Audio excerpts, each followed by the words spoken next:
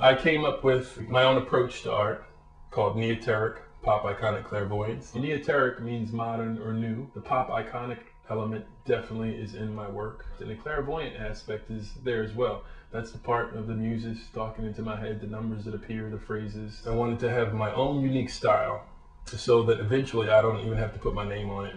You can look at it and instantly you need to be able to identify that, hey, Rah Crawford made that. I didn't want an experience where someone looks at it and they go, oh, okay, and that's it, and they walk away from it. Like I had some things I wanted to say. One of the things that's really interesting to me about his work and wonderful about it is that it incorporates so many things about popular culture. He manages to get in advertising, what's happening in the art world, hip-hop culture. I see Andy Warhol in it and the way that he used high contrast and his silk screens. It has something familiar about it. It has like that kind of solid design skills, and everyone read comic books when they're coming up. So I think that part of that's never, I don't think that's really talked about his work, like the influence that comics have had. I met him on the street during First Friday. He was out there the way people who don't have galleries work on the street.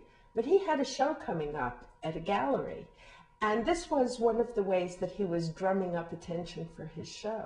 I put a collection of, I think, like 10 paintings together in a private reception, and everyone went bananas at the end of the night. Like I had a pocket full of money, I had change, I had napkins where people owed me money with phone numbers, and it was just crazy. Like it went like wildfire. And like after that evening, I said, all right, I think I'm on to something.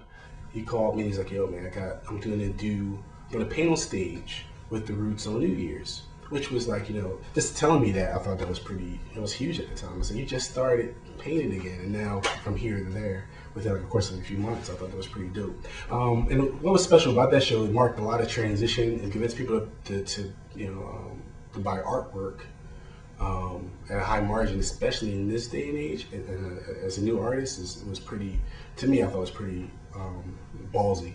He's a risk taker. One of the really exciting risks that he took, I thought, was when he sort of did something like the Roman Colosseum, where he said, I'm going to destroy 4 of my paintings if they don't sell. And he was so vulnerable that he put his work out there and risked destroying it when he still loved it. Was a very daring thing to do. I spoke to this one woman, and she was very upset with me. I had one painting, she looked and she thought the piece dealt with like child molestation and like all these things, and I didn't know where she got that from. And I explained the whole process to her, how in-pick art works.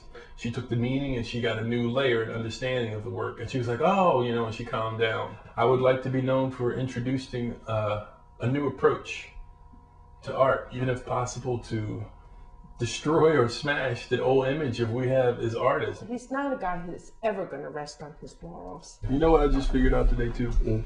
I did like the 2 new paintings today that I'll keep telling you about. I'm going to show you.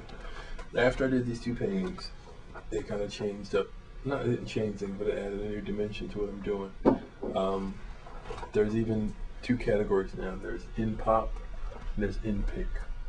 Okay. But you have to see the 2 paintings to see what I'm talking about now.